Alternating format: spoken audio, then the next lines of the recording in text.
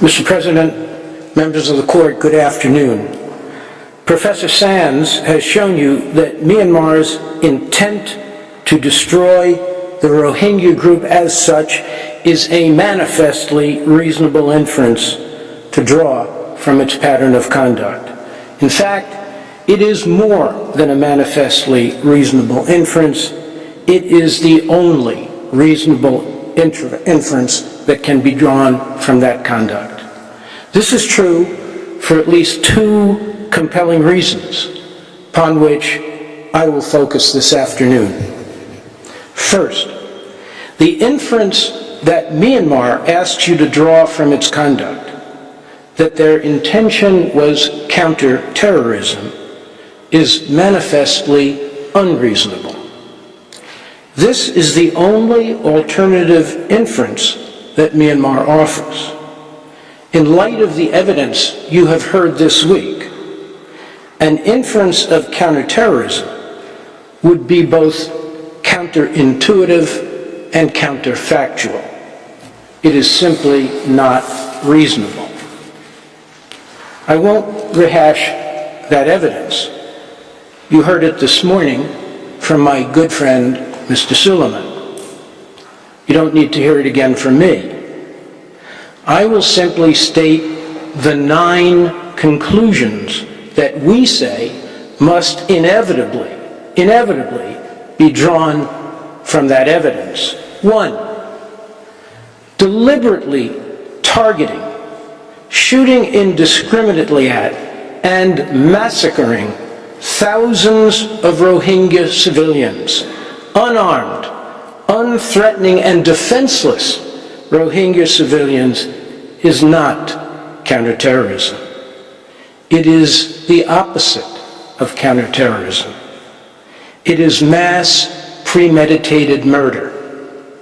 And this is what the evidence shows Myanmar did systematically in scores of Rohingya villages. 2, inflicting extreme brutality on these civilians by setting fire to their homes and burning them alive, by rounding up men and young boys and killing them execution style, by butchering women and children with bayonets and long knives, by bashing in infants' skulls with rifle butts in front of their mothers before killing them too. This is not counterterrorism.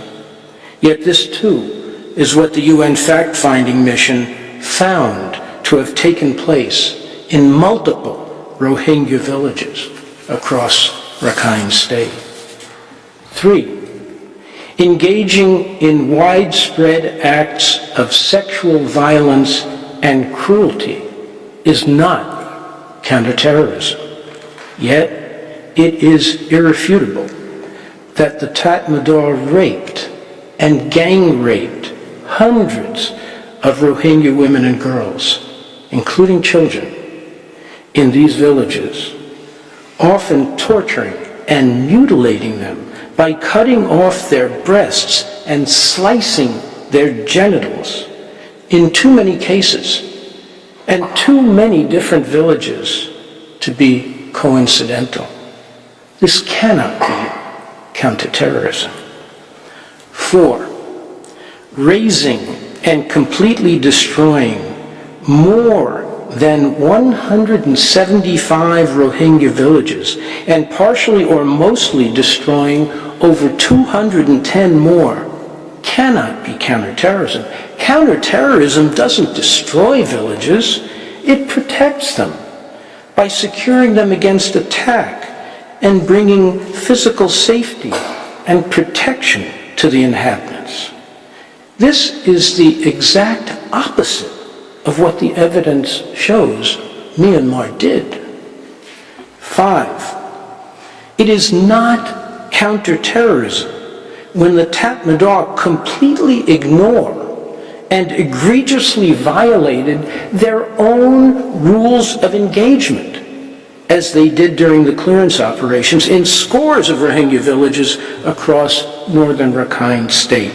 And they treat the entire Rohingya population, men, women, children, the elderly, the infirm, as an enemy to be destroyed. As Professor Newton, the counterterrorism expert, explains, Myanmar knows what counterterrorism is and what it requires. Its armed forces are not primitive. They are sophisticated, well-organized, disciplined, and obedient to the chain of command. Their rules of engagement reflect modern, universal standards, incorporating the laws of war, emphatic on the need to protect the civilian population rather than target it. Yet they might just as well have tossed the rules of engagement into the same fires they set to destroy the Rohingya and their villages for all the attention they paid to them. 6, the clearance operations were so wildly and blatantly disproportionate to the threat that ARSA was said to represent, and involved such an overwhelming number of troops and use of force in relation to that threat that it cannot be reasonably inferred that Myanmar's intent in carrying out these operations was simply to defeat a low-level, poorly armed, and ill-equipped group of rebels who controlled absolutely no territory. Of course, Myanmar had the right to respond to ARSA's provocations, whatever their size or threat. We don't contend otherwise.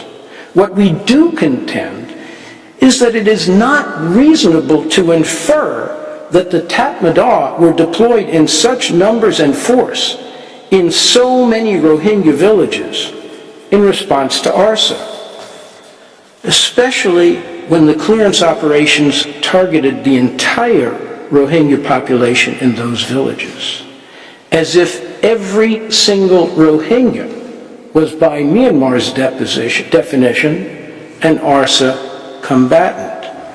And these murderous operations were carried out in more than 180 Rohingya villages, as you were shown this morning, in which Myanmar itself admits there was no ARSA presence. If their objective was to defeat ARSA, the means they chose was to destroy all the Rohingya as a group. That is not counterterrorism. 7, the clearance operations in northern Rakhine State differed markedly from actual counterterrorism or counterinsurgency operations carried out by the Tatmadaw elsewhere in Myanmar. Myanmar contends that the same modus operandi were employed in those other regions where they have not been accused of genocide, and it suggests that if similar operations were considered counterterrorism there, it is reasonable to infer that they were counterterrorism operations here. But this is based on an entirely false predicate. Myanmar has not provided the evidence to show that the clearance operations against the Rohingya bear a significant resemblance to its operations elsewhere. And the UN fact-finding mission, whose mandate included investigating and reporting on Myanmar's operations against insurgencies in other parts of the country, concluded that those operations did not bear the hallmarks of genocidal intent that the mission found to exist during the clearance operations against the Rohingya in northern Rakhine State. 8. Within Rakhine State, there was an insurgency larger and more threatening than that of ARSA. If the intent of the clearance operations was counterterrorism, why were they not directed at the Arakan army? Why were ethnic Rakhine villages undisturbed? In mixed villages, why were only Rohingya houses and structures destroyed with Rakhine structures left standing? The Arakan army, which, as you heard, the UN mission describes as a well-trained force that operates under a clear command structure with a significant military armory, differed from ARSA not only in its size and potency, but also, and most significantly for present purposes, in its ethnic and religious composition. As you have heard, the Arakan army was composed of ethnic Rakhine Buddhists. You've seen the satellite imagery. In the many villages depicted, only the Rohingya areas were burned to the ground, while the Rakhine areas were untouched. Why did the Tatmadaw attack Rohingya civilians and villages, but not Rakhine civilians or villages, when the bigger threat of terrorism was from the Rakhine Arakan army? The answer is obvious. This was not counterterrorism. This was counter-Rohingya. 9, and finally, as distinguished from the ethnic Rakhine, the Rohingya were despised, discriminated against, and targeted by the Myanmar government based on their race and religion since long before ARSA existed. It is undisputed that Myanmar refused to recognize or accept the Rohingya as a national racial group, excluding them as foreign Bengalis, despite their presence in the country for centuries, and excoriating them as subhuman. They were denied citizenship and nationality, subjected to restrictions on marriage and childbirth to prevent population growth, denied opportunities of employment and livelihood, restricted in their movement and access to food and health care, deprived of basic rights available to other ethnic, racial, and religious groups. They were also regularly subjected to barrages of hate speech, not only as tolerated by the government, but as practiced by it, especially by the Tatmadaw in public declarations by its leaders and on social media, and by its incitement of other racial groups, including Rakhine Buddhists, to despise and rise up violently against them.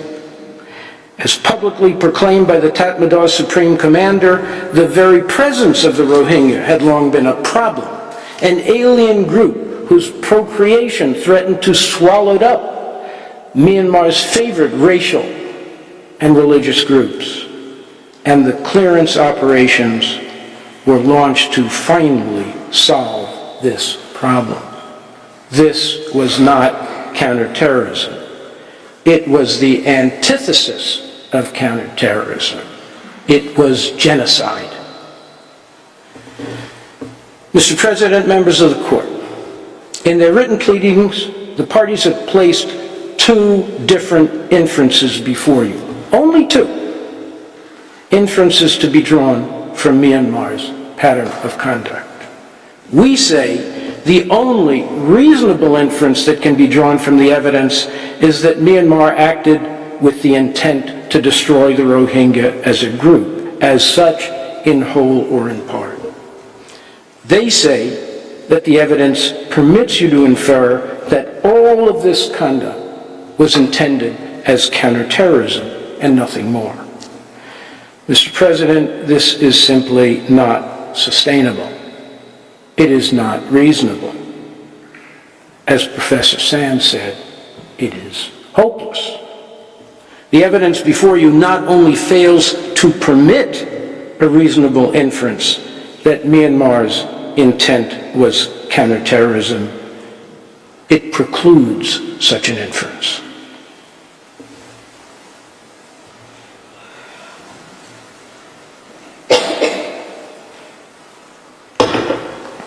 I come now to the second reason why genocidal intent is the only reasonable inference that can be drawn from Myanmar's pattern of conduct. This assumes, quod non, that Myanmar's motive, or at least one of its motives in carrying out the clearance operations in northern Rakhine State was, as it tells us, to respond to arson. Even if this were a motive, which we do not accept, it would still be the case that the only reasonable inference that can be drawn from Myanmar's pattern of conduct is that its intent was to destroy the Rohingya as a group. This is because the law and your jurisprudence recognize a distinction between motive and intent, as reflected in the judgments of the ICTY, on which the court relied in both the Bosnia and Croatia cases.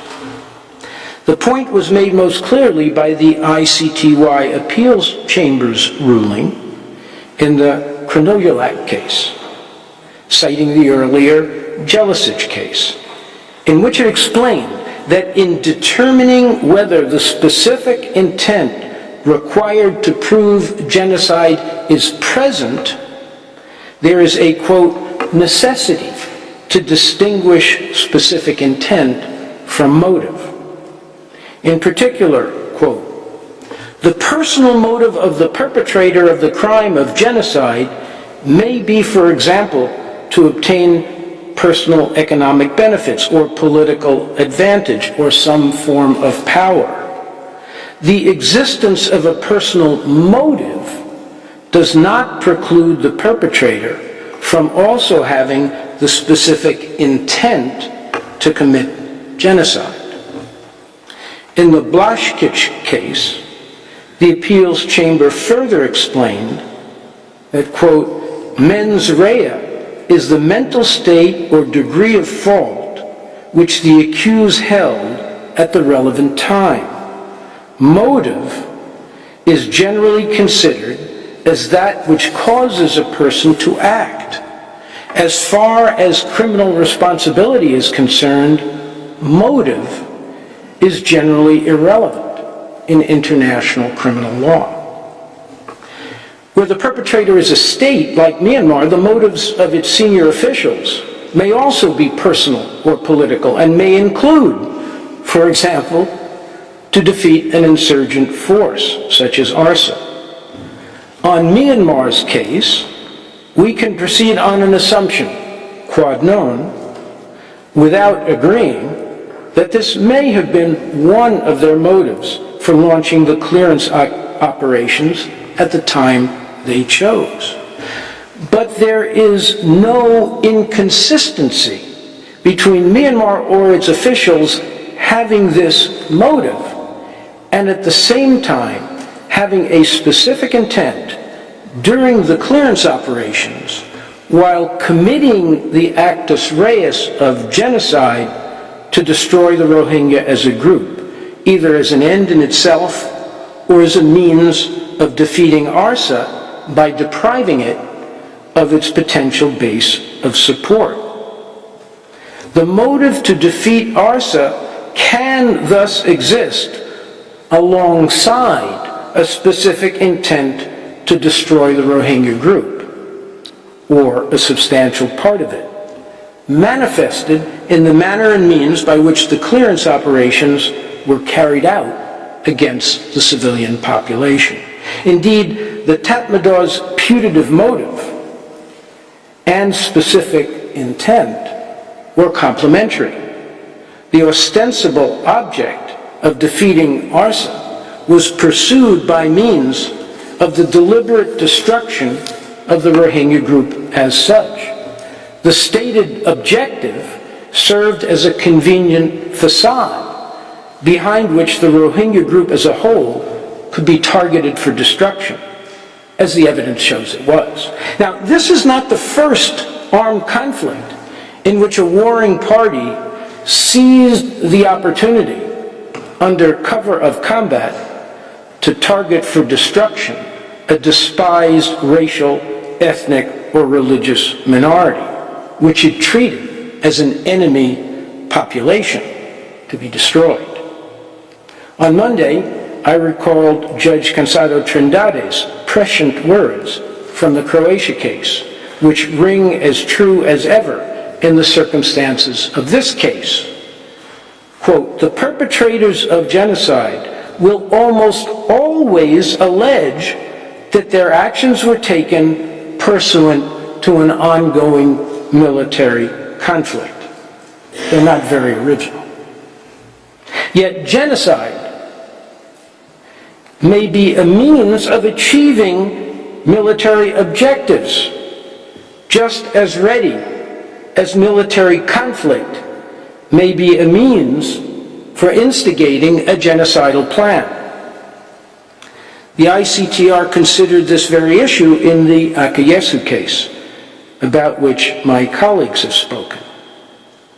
The trial chamber there faced the question, quote, whether the tragic events that took place in Rwanda occurred solely within the context of the conflict, which was between the Rwandan armed forces and the Tutsi-led Rwanda Patriotic Front, or RPF. The chamber found that these events did not take place solely within that context, finding that, quote, the genocide did indeed take place against the Tutsi group alongside the conflict.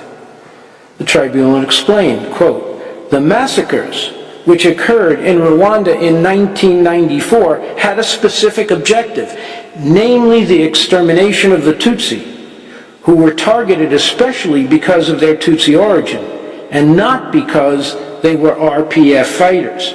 In any case, the Tutsi children and pregnant women would naturally not have been among the fighters.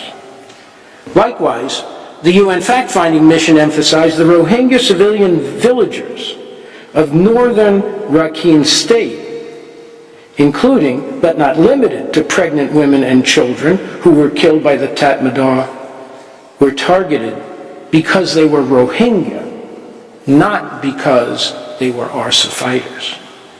Another example can be found in the Karadzic case, in the appeals chamber of the International Residual Mechanism for Criminal Tribunals. Karadzic, the leader of the Bosnian Serbs, appealed his conviction of genocide for his role in the Srebrenica massacre. He claimed in both the trial and appeals chambers that certain statements attributed to him demonstrated that he had military objectives, thus, in his view, ruling out genocidal intent as the only reasonable inference. The appeals chamber rejected this argument and upheld his conviction. Quote, Karadzic merely provided an alternative interpretation of the evidence, but failed to demonstrate that the trial chamber's interpretation of his statement or its reliance on it in establishing his intent was unreasonable. Belgium, in its intervention in these proceedings, cited a decision by a German court, the Higher Regional Court of Frankfurt, in the criminal prosecution of an ISIS fighter for participation in the genocide of the Yazidis in northern Iraq. The court there found that genocide was an interim goal in the Islamic State's broader military campaign aimed at establishing a caliphate. For Belgium, the case illustrates that genocidal intent may be present, quote, even when the ultimate military objective with which the intent coincides goes beyond the immediate destruction of the protected group.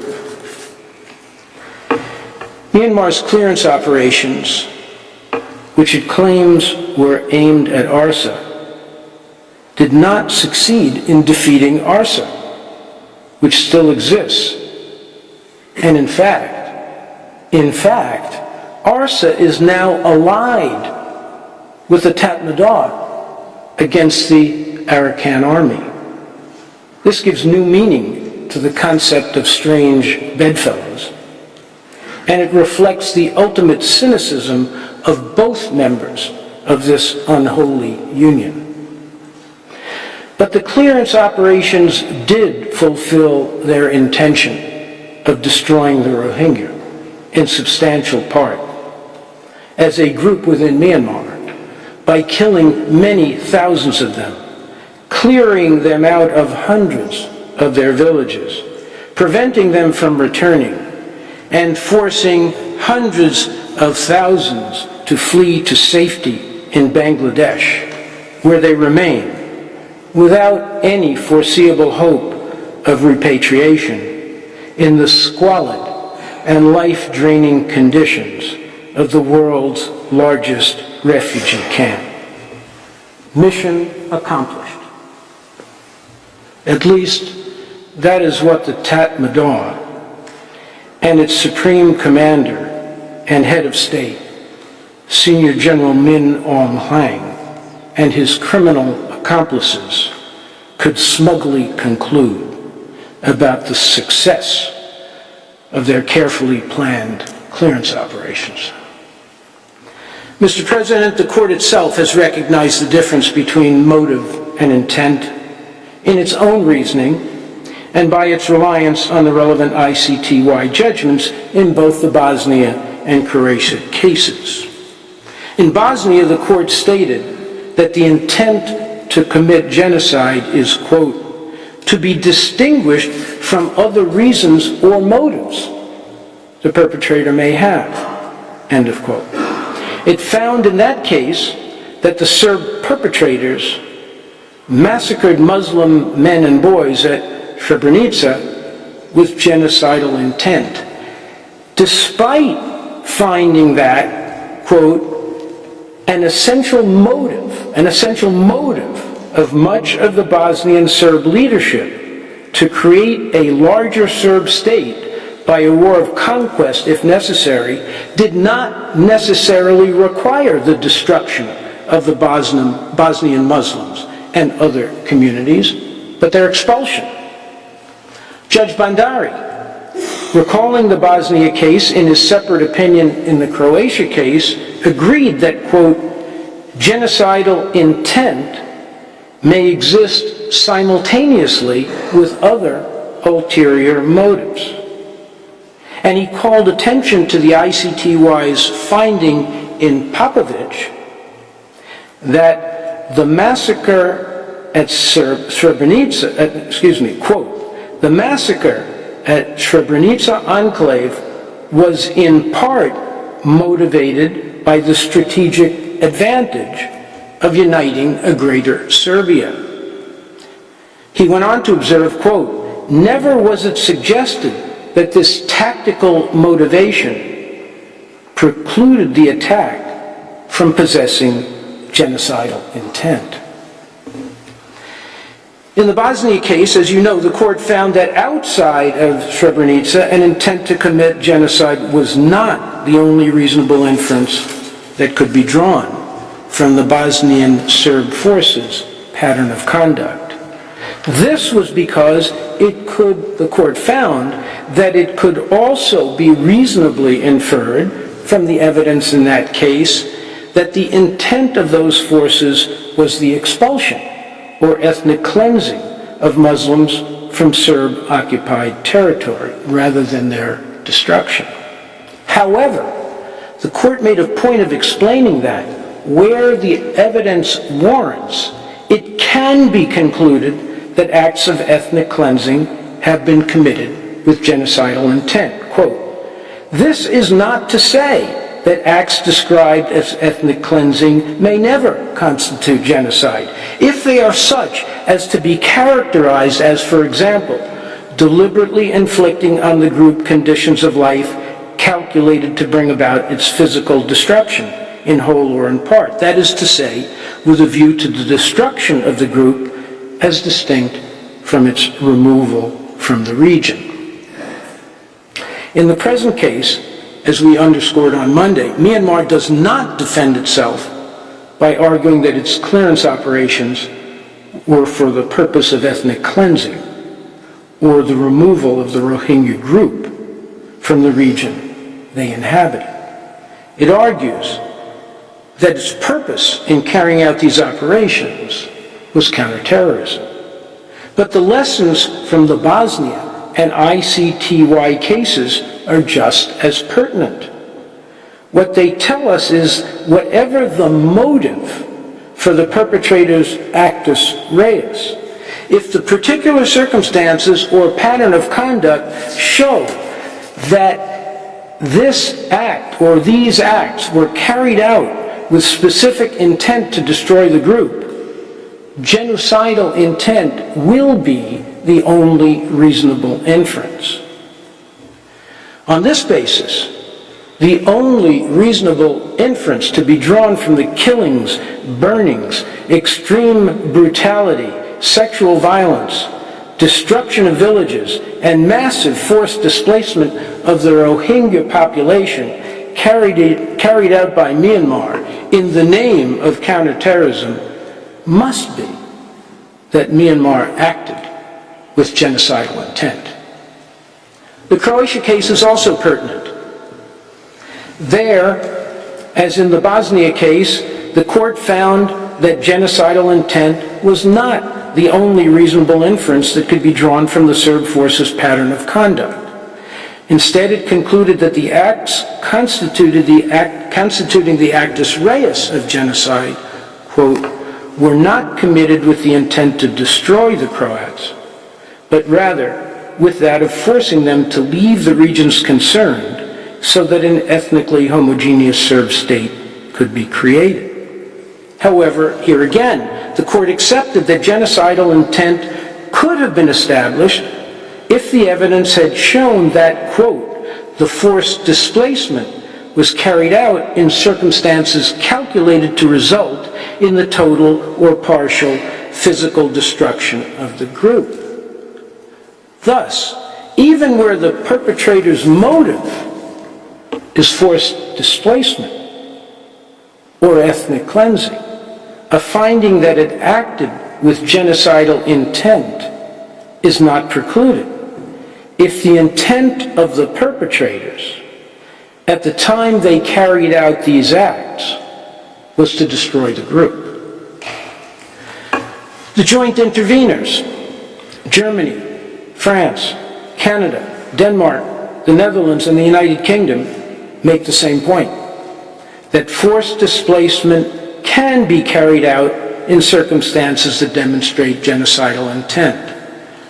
Citing the ICTY, they say, in relation to Article 11b of the Convention, forced displacement may, depending on the circumstances of the case, inflict serious mental harm by causing grave and long-term disadvantage to a person's ability to lead a normal and constructive life so as to contribute or tend to contribute to the destruction of the group as a whole or a part thereof. As we made clear in our written pleadings, we agree. In fact, we have already said the massive forcible displacement of the Rohingya group, with hundreds of thousands forced to flee across the border to Bangladesh during and in the wake of the clearance operations that destroyed or partially destroyed more than 390 Rohingya villages, was carried out, along with the other atrocities attendant to the clearance operations with the specific intent to destroy the Rohingya as a group within Myanmar. What the jurisprudence shows is that the perpetrator's motive may be forced displacement or ethnic cleansing to establish an ethnically pure state, or it may be counterterrorism to defeat an insurgency. But motive, whatever it is, does not tell us whether genocide has been committed. That depends on the intent of the perpetrators in carrying out these actions and whether the particular circumstances or the pattern of conduct manifests a specific intention to destroy a protected group, as such, in whole or in part. What this means is that it is insufficient for Myanmar to tell us that its motive for launching the clearance operations against hundreds of Rohingya villages was counterterrorism. Even if such were the case, quod non, that motive, even in the unlikely event that the court were to suspend disbelief and allow itself to be persuaded that it was present does not displace or disprove the existence of genocidal intent. Far from it.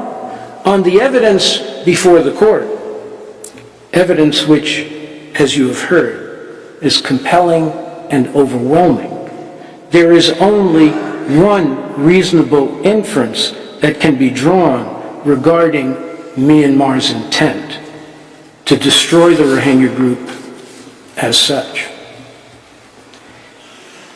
Mr. President, it is worth observing that the court has used different linguistic formulations to express this standard of proof, which has come to be known as the only reasonable inference standard.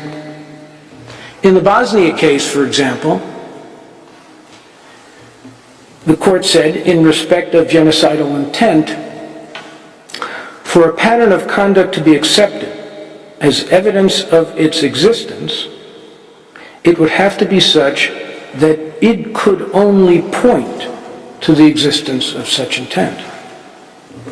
In the Croatia case, the court framed the question thusly: is there a pattern of conduct from which the only reasonable inference to be drawn is an intent of the Serb authorities to destroy in part the protected group? Then, in explaining its approach to answering this question, the court said that the court will examine first whether the acts committed by the JNA, Yugoslav Army, and Serb forces form part of a pattern of conduct, and if so, it will then consider whether an intent to destroy the Croat group is the only reasonable conclusion that can be inferred from that pattern of conduct. So we see from these two cases three different ways of describing the applicable standard of proof of genocidal intent. Evidence that, quote, could only point to it. Evidence from which it is, quote, the only reasonable inference to be drawn. And evidence from which it is, quote, the only reasonable conclusion that can be inferred. To be clear, we are not suggesting that there is any uncertainty about what the standard of proof is. There is no uncertainty. The different formulations in the Bosnia and Croatia cases, in our view, all describe the same standard, the only reasonable inference standard. In our view, all describe the same standard, the only reasonable inference standard. The court has been very clear about this, in our view. But the different words used by the court to describe the standard help us to better understand what it means.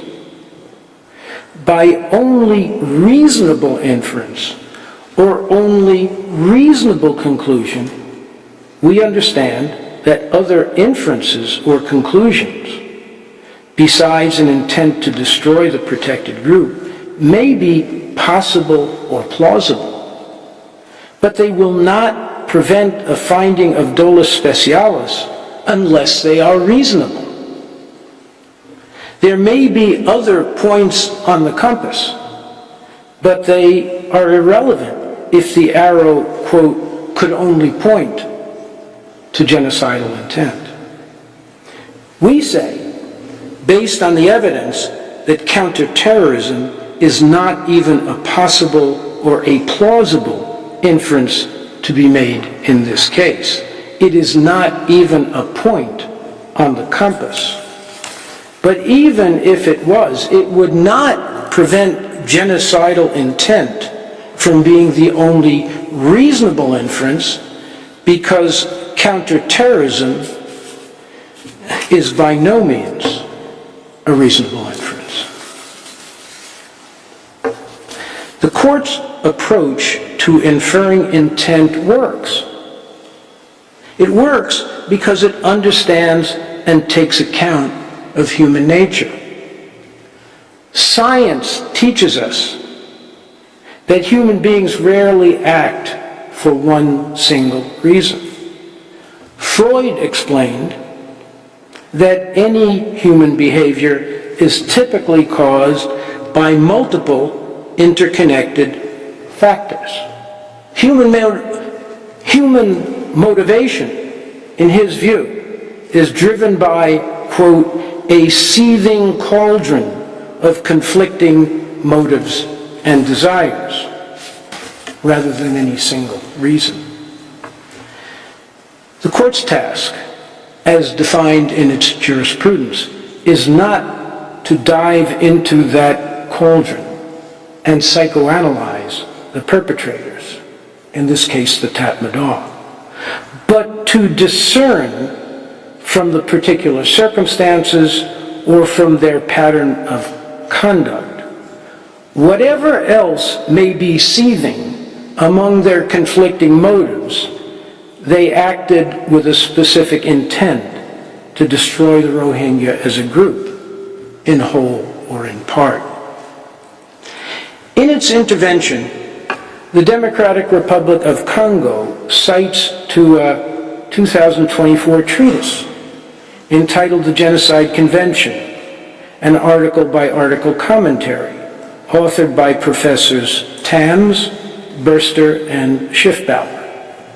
In it, the distinguished authors observe that, quote, no monocausal psychological relationship is required to prove dolus specialis, and, quote, the victim's group affiliation may be one reason to act within a bundle of motives. They go on to explain, quote, within the complex realm of human decision-making, even the perpetrators themselves will often be incapable to discern the extent to which their actions relied on one motive versus another within a multitude of motives. All the more, a court would have tremendous difficulty in attaining adequate clarity regarding the significance and hierarchical structure of the motives at play. This is why we submit criminal law and international law distinguish between motive and intent. Thus, even if within their own seething cauldron, the Tatmadaw harbored a motive to combat arson, which we say Myanmar has not proven, it would be irrelevant to the central issue before the court, whether they acted with the intent to destroy the Rohingya as a group in whole or in part. In sum, what both the court's jurisprudence and our knowledge of human behavior teach us is that Myanmar can incant the word counterterrorism all it wants, but there are no magic words that can turn fiction into reality, or in this case, turn its proffered inference, which is completely belied by its own conduct during the clearance operations, into a reasonable one. We submit that the compelling evidence you have heard this week and have seen in our written pleadings should leave you with no doubt that the only reasonable inference, the only reasonable conclusion you can draw from it is that Myanmar's armed forces acted with the specific intent to destroy the Rohingya as a group. As the court said in the Bosnia case, quote, where these requirements are satisfied, the law must not shy away from referring to the crime committed by its proper name, genocide. Mr. President, before concluding, I wish to make a correction to something I said in my presentation Monday afternoon.